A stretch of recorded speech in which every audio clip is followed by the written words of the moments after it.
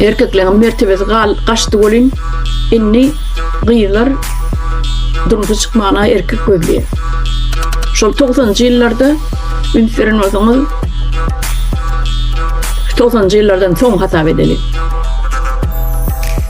İslendik millet kime bolsa da durumda çıkıp başladılar Türkmen gıyları. Bulan Türkmen başam onu bildi.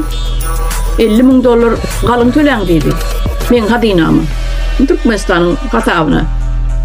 Türkmenin bankına pul geçirin diýdi $50.000. Kim öýlense. Açaçan gıyları. Yollaştı.